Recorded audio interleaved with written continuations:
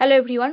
আজকে আমরা আলোচনা করব ক্যালকাটা ইউনিভার্সিটির জিওগ্রাফির এন্ট্রান্স এক্সামের সিলেবাস এবং কোয়েশ্চেন প্যাটার্ন। কোন চ্যাপ্টারগুলো আমাদের জন্য ইম্পর্টেন্ট, যেগুলো আমাদের পরীক্ষায় আসতে পারে। প্রথমে আমি তোমাদের বলে রাখি, আমাদের এন্ট্রান্স এক্সামের প্যাটার্ন তোমরা অনেকেই জেনে গেছো, যারা জানোনি তোমরা নোট করে নাও। তোমাদের এক্সামের ডেট হচ্ছে 27 আগস্ট। এই দিনটা তোমাদের এক্সাম হচ্ছে। এক্সামের সেন্টার তোমাদের কোথায় পড়েছে? টিসিএস গীতবিতান। তোমাদের সবাইকে কিন্তু গীতবিতানে যেতে হচ্ছে, যে তোমাদের এক্সাম দিতে হচ্ছে। এটা প্রত্যেকটা সাবজেক্টের, যদিও শুধুমাত্র জিওগ্রাফির বলে না, প্রত্যেকটা সাবজেক্টের। তোমাদের এক্সাম টাইম কিন্তু এখনো নোটিশে দেয়নি, এটা তোমাদের অ্যাডমিট কার্ডে লেখা থাকবে। অ্যাডমিট কার্ড তাহলে কখন দিচ্ছে? এক্সামের মিনিমাম 1 সপ্তাহ আগে। যদি 1 সপ্তাহ আগে নাও দেয়, তাহলেও 4 দিন আগে তোমরা কিন্তু অ্যাডমিট কার্ড পেয়ে যাবে। ওকে, এবার আমরা চলে আসি আমাদের এক্সাম প্যাটার্নে। দেখো, আমাদের যে এক্সামের ফুল মার্কস সেটা হচ্ছে 100 নম্বর। 100 নম্বর হচ্ছে ফুল মার্কস। তোমরা যদি এক একটা প্রশ্নের উত্তর সঠিক দাও, তাহলে কারেক্ট হলে তোমরা কত পাচ্ছ? +2 পেয়ে যাচ্ছ। আর তোমাদের যদি কোনো প্রশ্ন ভুল হয়, 0.5 নেগেটিভ, মানে যদি দুটো প্রশ্ন ভুল হয় তাহলে কিন্তু আমার -1 ডিডাক্ট হয়ে যাবে। এই হচ্ছে আমাদের কোয়েশ্চেনের নিয়ম। তো চেষ্টা করবে যখন তোমরা প্রশ্ন অ্যাটেম্প্ট করবে নেগেটিভ মার্কিং কম করার। এরপরে আমাদের এক্সামের যেটা মেথড, সেটা হচ্ছে কম্পিউটার বেসড, মানে সিবিটি মোডে আমাদের এক্সাম হচ্ছে। এর আগে তোমরা যারা সিইউটি পিজি এক্সাম দিয়েছো, তোমরা জানো যে কি করে এক্সাম হয় কম্পিউটার মোডে। ঠিক একইভাবে আমাদের কলকাতা ইউনিভার্সিটিতেও কিন্তু এক্সামটা হচ্ছে টিসিএস গীতবিতানে, যে তোমাদেরকে এক্সাম দিতে হচ্ছে। প্যাটার্ন হচ্ছে এমসিকিউ। আমাদের কোয়েশ্চেনের যে মিডিয়াম সেটা কিন্তু ইংলিশই থাকছে। আশা করি কোয়েশ্চেন প্যাটার্ন এবং এক্সামের সমস্ত কিছু ডিটেলস বুঝতে পেরেছো। এরপর আমরা চলে যাচ্ছি যেটা আমাদের আজকে মেন পয়েন্ট, সেটা হচ্ছে এন্ট্রান্স এক্সামের সিলেবাস। আমরা কোন চ্যাপ্টার ধরে ধরে পড়বো। প্রথমে বলে রাখি, ইউনিভার্সিটির যে ওয়েবসাইটে দেওয়া আছে এন্ট্রান্স এক্সামের সিলেবাস, সেটা হচ্ছে গ্র্যাজুয়েশনের যেটা সিলেবাস, মানে ইউজির সিবিসিএস সিস্টেমের যে সিলেবাস রয়েছে। কোন ইউনিভার্সিটি? ক্যালকাটা ইউনিভার্সিটির। ক্যালকাটা ইউনিভার্সিটিরই সিবিসিএস সিস্টেমে যে সিলেবাস ছিল, সেই সিলেবাস থেকেই তোমাদের প্রশ্ন আসছে।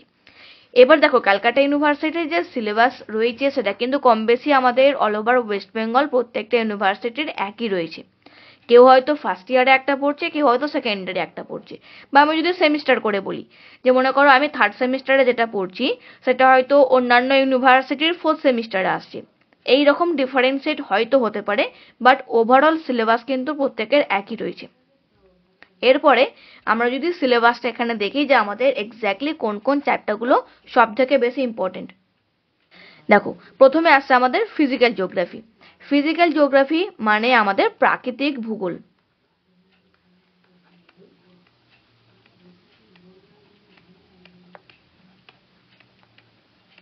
প্রাকৃতিক ভূগোল থেকে তাহলে আমাদের কি কি ইম্পর্টেন্ট থাকছে, তোমরা একবার বইটা ওপেন করো তোমরা নিজেরাও দেখতে পারো। এছাড়া আমি এখানে তোমাদের কিছু কনসেপ্ট বলে দিচ্ছি। প্রাকৃতিক ভূগোল থেকে যেমন ইম্পর্টেন্ট আমাদের, সেটা হচ্ছে ভূমিরূপ প্রক্রিয়া। ভূমিরূপ প্রক্রিয়া বলতে এখানে আমাদের সাডেন মুভমেন্ট রয়েছে, বা আমাদের স্লো মুভমেন্ট, যেটা আমাদের পড়ছে এক্সোজেনিক প্রসেস। এক্সোজেনিক প্রসেস থাকছে, তারপরে আমাদের এন্ডোজেনিক প্রসেস থাকছে। এখান থেকে কিন্তু এগুলো ইম্পর্টেন্ট। এছাড়া মাউন্টেন বিল্ডিং কি করে হচ্ছে, ল্যান্ডস্লাইড যে হচ্ছে তার কি কি কারণ হতে পারে। ওকে, আমাদের প্রাকৃতিক ভূগোলের মধ্যে যে সমস্ত চ্যাপ্টারগুলো রয়েছে, সেই চ্যাপ্টারগুলো ইম্পর্টেন্ট। আর সেখান থেকে তোমরা এমসিকিউ টাইপের কিন্তু কোয়েশ্চেন প্র্যাকটিস বাড়িতে করবে। সেকেন্ড আমরা আসছি হিউম্যান জিওগ্রাফি বা মানবীয় ভূগোল। হিউম্যান জিওগ্রাফি কি কি ইম্পর্টেন্ট? রেস বা জাতি, এটা ইম্পর্টেন্ট। তারপরে কি ছিল আমাদের? ল্যাঙ্গুয়েজ ছিল বা ভাষা, ইন্দো ইউরোপীয় গোষ্ঠী রয়েছে, বাবির ভাষা ছিল, এটসেট্রা। আর কি থাকতে পারে এখান থেকে ইম্পর্টেন্ট? সেটা হচ্ছে আমাদের লিঙ্গানুপাত, এটা কিন্তু আমাদের জন্য ইম্পর্টেন্ট, এবং তার সঙ্গে পপুলেশন ডেনসিটি। তবে এখান থেকে তোমরা যেটা পড়বে সেটা হচ্ছে লিঙ্গানুপাত থেকে কোন স্টেটে লিঙ্গানুপাত সব থেকে বেশি বা কোন স্টেটে কম, বা জনসংখ্যা কোন স্টেটে বেশি কোন স্টেটে কম, জনসংখ্যার ঘনত্ব কোন স্টেটে বেশি বা কোন স্টেটে কম, প্লাস তার সঙ্গে স্টেট প্লাস তার সঙ্গে UT, union territory plus state, এই প্রত্যেকটা জিনিস কিন্তু মুখস্থ করতে হবে। কারণ এক্স্যাক্টলি কোন চ্যাপ্টার থেকে কোয়েশ্চেনটা দিচ্ছে তোমাদের ফাইনাল এক্সামে সেটা কিন্তু তোমার বলাটা বা প্রেডিক্ট করাটা মুশকিল, কারণ এখানে অনেক চ্যাপ্টার রয়েছে। সো তোমাদের চেষ্টা করতে হবে প্রত্যেকটা চ্যাপ্টার যেগুলো ইম্পর্টেন্ট পয়েন্ট সেগুলোকে অ্যাটলিস্ট মুখস্থ করে যাওয়ার। থার্ড চ্যাপ্টার হচ্ছে জিওটেকটনিক। জিওটেকটনিকের মধ্যে ইম্পর্টেন্ট হচ্ছে আমাদের পাত সংস্থান তত্ত্ব বা প্লেট টেকটনিক থিওরি। তোমরা এটা পড়ে রাখলে। এবার প্লেট টেকটনিক থেকে কি পড়বে, আমাদের যে মেজর 7টা প্লেট রয়েছে সেটা আমাদের পড়তে হচ্ছে, যে মাইনর প্লেটগুলো রয়েছে, প্লাস তার সঙ্গে প্লেট টেকটনিক সব থেকে বেশি কোথায় হয়েছে, বা রিসেন্টলি আমাদের মায়ানমারের ভূমিকম্পের যে ঘটনা তোমরা সবাই জানো। তো এখান থেকেও কিন্তু কারেন্ট অ্যাফেয়ার্স বেস তোমাদের কিন্তু প্রশ্ন আসতে পারে। কারেন্ট অ্যাফেয়ার্সে যেগুলো পড়েছে তারই রিলেটেবল যেগুলো আমাদের কনসেপচুয়াল প্রশ্ন, যেগুলো আমাদের চ্যাপ্টারের মধ্যে ইনক্লুড হয়ে যাচ্ছে, তো সেখান থেকেও তোমাদের প্রশ্ন কিন্তু আসার পসিবিলিটি রয়েছে। আর কি রয়েছে, সুনামি রয়েছে, এছাড়া ভলক্যানিজম থেকে প্রশ্ন আসতে পারে। ভলক্যানিজম ছাড়াও আর্থকোয়েক রয়েছে। সো আর জিওটেকটনিক্স থেকে তোমরা চেষ্টা করবে কারেন্ট অ্যাফেয়ার্স বেস কোয়েশ্চেন করার, যেহেতু জিওটেকটনিক্স এর মধ্যে কারেন্ট অ্যাফেয়ার্সই তোমাদের বেশি থাকছে। ওকে, নেক্সট আমাদের চ্যাপ্টার হচ্ছে ইকোনমিক জিওগ্রাফি, অর্থনৈতিক ভূগোল। অর্থনৈতিক ভূগোলের মধ্যে জিমারম্যানের যে থিওরি সেটা কিন্তু আমাদের সব থেকে ইম্পর্টেন্ট, প্লাস তার সঙ্গে আমাদের primary, secondary, tertiary, quaternary and quinary এই সমস্ত স্তরের যে অ্যাক্টিভিটিসগুলি ছিল সেই অ্যাক্টিভিটিস, প্লাস এই সমস্ত অ্যাক্টিভিটিস যারা করছে সেই সমস্ত লেবারদের কি কালার ছিল, এবং এই সমস্ত স্তরের মানুষেরা কোন কার্যাবলীর সঙ্গে নিযুক্ত রয়েছে, প্রত্যেকটা কিন্তু ইম্পর্টেন্ট। আর কি আসতে পারে, এখানে আমাদের অ্যালফ্রেড ওয়েবারের থিওরি থেকে প্রশ্ন আসতে পারে। তবে থিওরি থেকে সম্পূর্ণ থিওরি দেবে না, এখান থেকে যেগুলো তোমার এমসিকিউ টাইপের প্রশ্ন আসতে পারে। মনে করো দিল যে হোয়াট ইজ আইসোডাপেন বা হোয়াট ইজ ক্রিটিক্যাল আইসোডাপেন, বা ধরো এখান থেকে দিল এমআই এর যে ভ্যালু কত, এমআই যদি 1 হয় তাহলে তার মান কি হবে, এমআই যদি গ্রেটার 1 হয় বা যদি লেস দ্যান 1 হয় তার কি ভ্যালু হবে, এটসেট্রা। তারপর আমাদের কি ছিল, অগাস্ট লস, এটাও আমাদের কিন্তু আসতে পারে। মোট কথা ইকোনমিক জিওগ্রাফির আন্ডারে যে কয়েকটা আমাদের ইম্পর্টেন্ট থিওরি আমরা পড়েছিলাম, তো সেখান থেকে আমাদের প্রশ্ন আসতে পারে।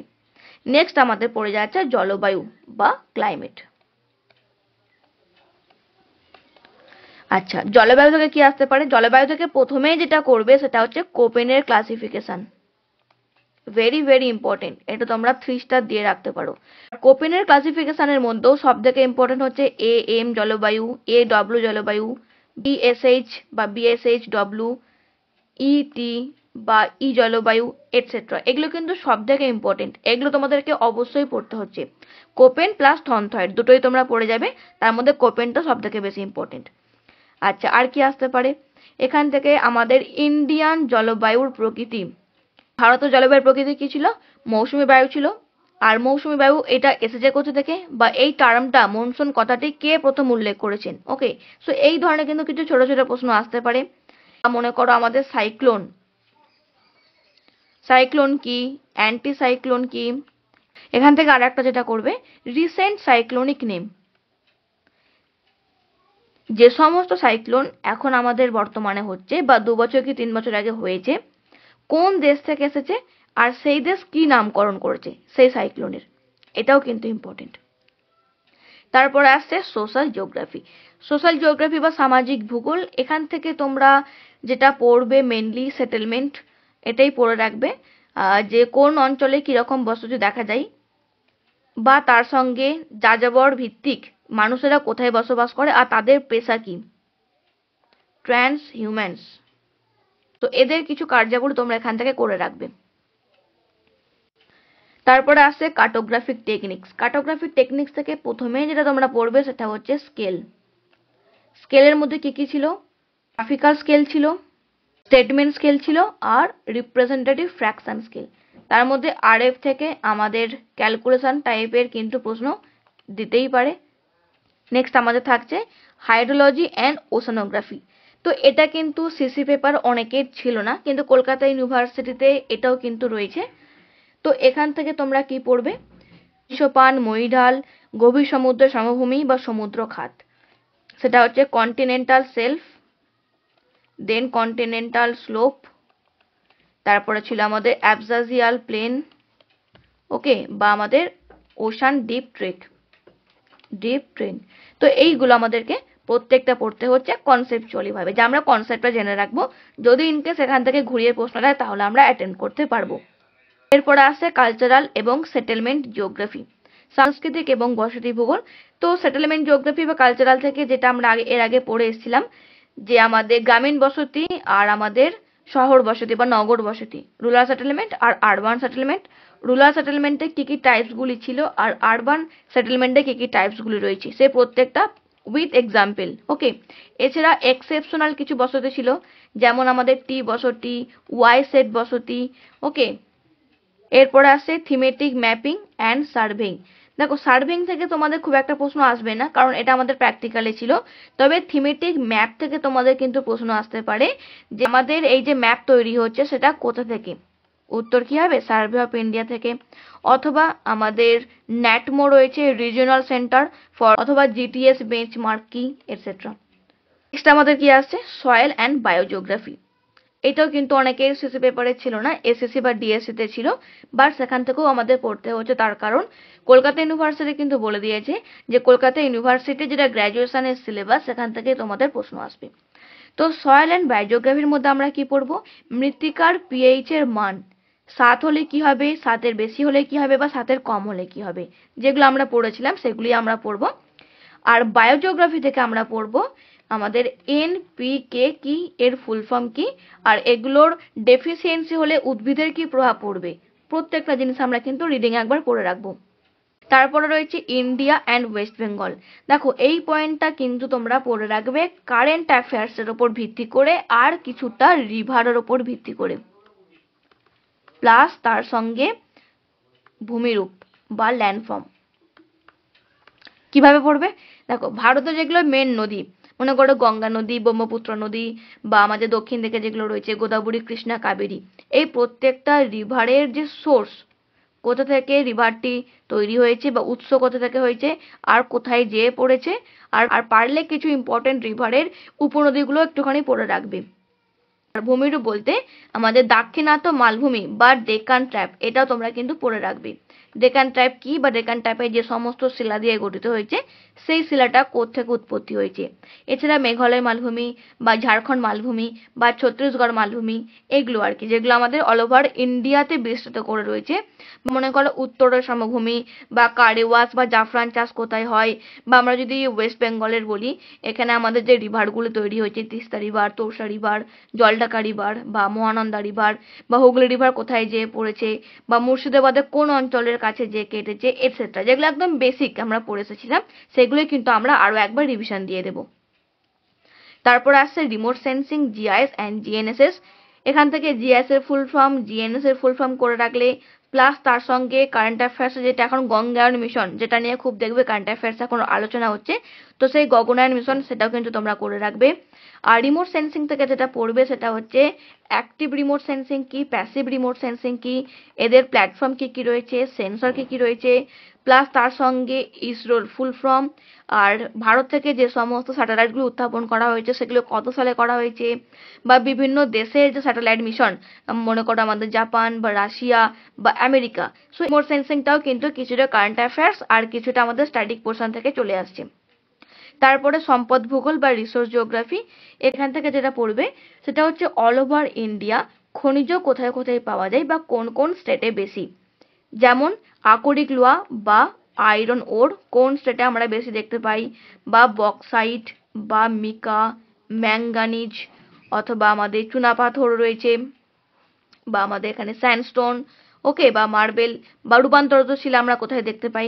মোট কথা যেটা শিলার মধ্যে পড়ে যাচ্ছে আর কি, যে আমাদের রেগনিয়াস রক্স, সেডিমেন্টারি রক্স আর মেটামরফিক রক্স, এই তিনটে কি কি শিলা এক্সাম্পল রয়েছে, কোথায় কোথায় আমরা দেখতে পাই, প্লাস আমাদের ন্যাচারাল গ্যাস বা পেট্রোলিয়াম, এগুলোতে কোন স্টেটে বেশি, তো সেইগুলো তোমরা শুধুমাত্র ভালো করে করে রাখবি, যে কোন স্টেট সব থেকে প্রথম। প্লাস তার সঙ্গে ওয়েস্ট বেঙ্গলেরও কিছুটা পড়ে রাখবে, যে ওয়েস্ট বেঙ্গলের মধ্যে কোন স্টেট প্রথম, যে খাদ্য প্রক্রিয়াকরণ শিল্প বা বস্ত্র বয়ন শিল্প বা কার্পাস শিল্প, এগুলি কোন স্টেটে সব থেকে বেশি পরিমাণে দেখা যায়।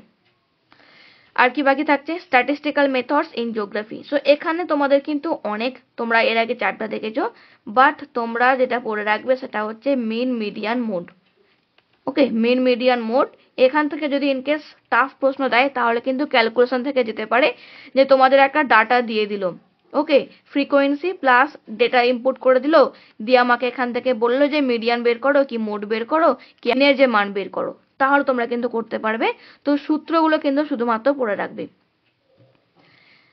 তারপরে থাকছে research methodology and field work. দেখো ফিল্ড ওয়ার্কটা প্র্যাকটিক্যালের মধ্যে চলে আসছে, তো এটা করতে হবে না। রিসার্চ মেথোডোলজির মধ্যে শুধুমাত্র তোমরা কোয়েশ্চেনার থেকে কিছু প্রশ্ন করে রাখবে, বাকি এখান থেকে আর কিচ্ছু করার দরকার নেই। আরলে এটার থেকে তোমরা জিওগ্রাফিক্যাল থট এখান থেকে কিছু জনের কন্ট্রিবিউশন পড়ে রাখবে, থালেস বা অ্যানাক্সিম্যান্ডার বা হেরোডোটাস, এখান থেকে প্লেটো। আমাদের যদি ইন্ডিয়ার কথা বলি সেটা হচ্ছে বরাহ মিহির, তারপরে হচ্ছে আর্যভট্ট। আর্যভট্টের বইগুলো তোমরা পড়ে রাখবে, কি কি বই লিখেছিল, বা সুশ্রুত বা চরক এটসেট্রা। তারপরে আসছে রুরাল এবং আরবান জিওগ্রাফি। সো এটাও তোমাদের সেটেলমেন্টের সঙ্গে কিন্তু কিছুটা রিলেটেবল হয়ে যাচ্ছে, তো সেটেলমেন্ট পড়া মানেই তোমাদের কিন্তু এটাও কমপ্লিট হয়ে যাচ্ছে। এখান থেকে শুধু যেটা এক্সট্রা পড়ে রাখবে সেটা হচ্ছে সিটি কি বা স্মার্ট সিটি কি, এখানে কত পপুলেশন থাকে, বা আমাদের মেট্রোপলিস বা মেগালোপলিস। ওকে, সো এই জিনিসগুলো আমাদেরকে পড়তে হবে। অ্যান্ড কনজারভেশন, যেগুলো আমাদের এই সিলেবাসে ছিল, তো আর এর পপুলেশন কত করে রয়েছে। ওকে, সো এই হচ্ছে আমাদের ক্যালকাটা ইউনিভার্সিটির এন্ট্রান্স এক্সামের সিলেবাস। অনেক কিছু চ্যাপ্টার তোমাদের আলোচনা করে দিয়েছি, এবার তোমরা নিজেদের মতো এক একটা দিনে এক একটা চ্যাপ্টারগুলোকে কমপ্লিট করে নাও। আর আমাদের জিওগ্রাফির ক্লাস শুরু হয়ে গেছে, যেহেতু হঠাৎ করে তোমাদের এন্ট্রান্স এক্সামের ডেট দিয়ে দিয়েছে, সেক্ষেত্রে 6ই আগস্ট থেকে আমাদের ক্লাস শুরু হয়ে গেছে। তোমাদের এক্সামটা হচ্ছে 27শে আগস্ট। ওকে, সো তোমাদের ক্লাসের কিন্তু ডেজ এটা বাড়ানো হবে, এটা তোমাদের 2 দিন ক্লাস নেওয়ার কথা ছিল, তো এটা তোমাদের কিন্তু আরো বাড়ানো হচ্ছে, 3 থেকে 4 দিন এটা কিন্তু হতে পারে, যেহেতু আমাদের এক্সামটা অনেক কাছেই চলে এসছে। তো কেউ যদি এনরোল করতে চাও তাহলে স্টাডি গ্রুপে তোমরা জয়েন হয়ে যাও, সেখান থেকে তোমরা অ্যাডমিনকে ইনবক্স করে নেবে এবং এনরোলমেন্ট করার জন্য, তারপর বাকি ডিটেলসটা আমি তোমাদের দিয়ে দেবো।